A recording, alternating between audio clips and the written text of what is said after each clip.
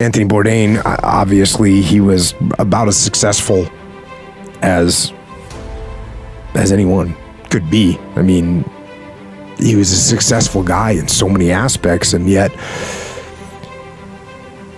he killed himself. He said in this book, I wanted adventures. I wanted to go up the Nung River to the heart of darkness in Cambodia. I wanted to ride out into a desert on camelback, sand and dunes in every direction, eat whole roasted lamb with my fingers. I wanted to kick snow off my boots in a mafia nightclub in Russia. I wanted to play with automatic weapons in Phnom Penh. Recapture the past in a small oyster village in France. Step into a seedy, neon-lit pulqueria in rural Mexico. I wanted to run roadblocks in the middle of the night, blowing past angry militia with a handful of hurled Marlboro packs. Experience fear, excitement, wonder. I wanted kicks. The kind of melodramatic thrills and chills I'd yearned for since childhood. The kind of adventure I'd found as a little boy in the pages of my Tintin comic books. I wanted to see the world, and I wanted the world to be just like the movies.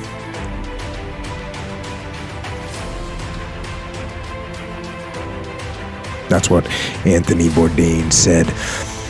Just like the movies.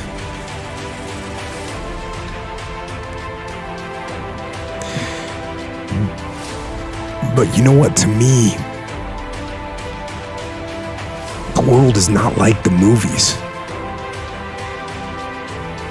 The movies aren't real. They don't exist. But you do. And this life it's better than any movie there is. Movies are supposed to provoke emotion. They're supposed to make you feel something. But I have a better idea. Go out into the world and actually feel it. Go feel joy and love and triumph and rapture and ecstasy and glory. Go feel those things.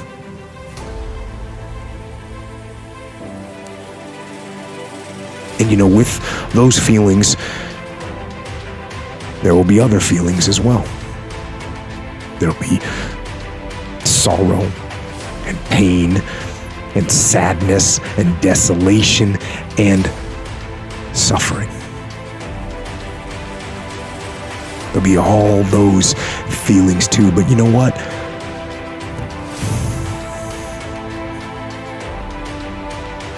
That's okay. That's okay. Take both sides. Feel all of it. That's what life is. Those feelings, those emotions, those highs and those lows, those are life. As I talk about taking ownership of things, you know, when I get done talking to people, I'll get done and someone will come up to me and they'll say, hey, you know, I really like what you said about ownership. Now, if I could just get my team to take ownership, we'd be good to go. And then someone else will come up to me and say, hey, I really liked what you said about ownership. That was really cool, man. I appreciate it. And I really hope my coworkers heard you. Because if they would just take ownership, we'd be good to go. And then someone will come up to me and say, hey, man, I really like that whole thing about extreme ownership. And I really hope that my boss was listening. Because if I could just get my boss to take ownership, we'd be good to go. And then I always have to make it crystal clear to them that I'm not talking about their team, and I'm not talking about their coworkers, and I'm not talking to their boss. I'm talking about you. I'm talking about you. The only person that you can actually control, you. That's who has to take ownership. That's who has to step up, own everything, and lead. I go up to Origin and I get to go in the factory and see the people that are working hard, and they work hard every day, and they put their heart and soul into making these products. That's an unbelievable thing to see. And it got taken away. You know, that got taken away. And to be in this situation now where we're literally able to bring it back, that actually means something. We're not taking our foot off the gas. We're gonna go harder. We're gonna push more. We're gonna get involved in more. It's gonna be a grind. There's risk. You know, we're putting our money in to buy machines that are covered in dust because we believe. And if you believe in something, you take the risk. That's what you do. And that's what we're doing. And you know what? We're gonna win. And when I was getting ready to retire, a guy that I knew was a friend of mine. He was the CEO of a company. And he said, hey, can you come and talk to my executives, you know, about combat leadership? And I said, you know, sure, I'll do it. He's a friend of mine. So I went and did it. And I don't know what he thought I was gonna talk about, but when I got done, he came up to me and said, I want you to do this for every division that I have in my company. And I said, well, I'm retiring and I don't know. And he said, I'll give you money. and I said, how much? And we worked it out. And I ended up talking to every division that he had in his company. And at one of those divisional meetings, the CEO of the parent company was there. And when I got done, you know, briefing about leadership, that CEO came up to me and said, hey, I want you to talk to the CEOs of all my companies. And, you know, he owned 45 or 50 companies.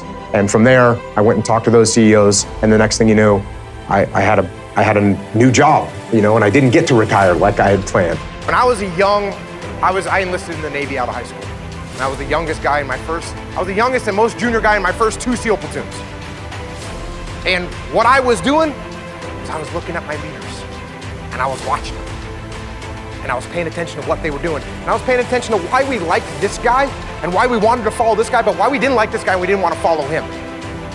The biggest characteristic I noticed of that was guys that were humble, we wanted to follow.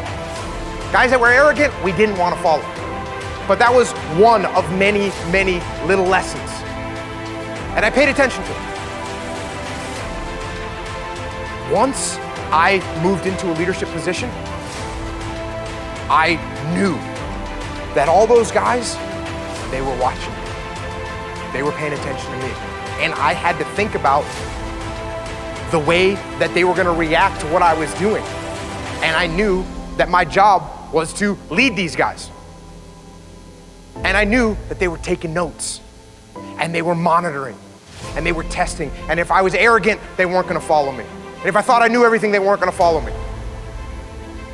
I'm not saying I couldn't be confident, because yeah, you have to be confident. There's a balance, it's a dichotomy of leadership, right? But you have to pay attention to those around you, to the people that work for you, the people that you work for. And you monitor what they're doing, and you process what you would follow and what you wouldn't. And then you emulate that. That's what I did. And that's what I'm, most importantly, still doing today. People ask me all the time, like, hey, do you ever take days off? And my answer is, I take days off. I don't schedule them, but days off happen. Why? Because life happens, right? Sick kid, water heater breaks, car has a flat tire, can't get where I'm supposed to be. Boom, guess what? You just bought yourself a downtime. Now, like travel day, if I get some flights that are whatever, they can leave here at 6:15 in the morning from San Diego, and sometimes I had a late night. For me to get up at 3:30 to get a workout in, it's actually counterproductive. I'm smoking myself. So then I'll be like, okay, guess what? You just got a day off. It just came. That being said, people also ask me, what do you do when you're sick? What do you do when you're tired? You know what? And this is a real simple answer. Do what you can.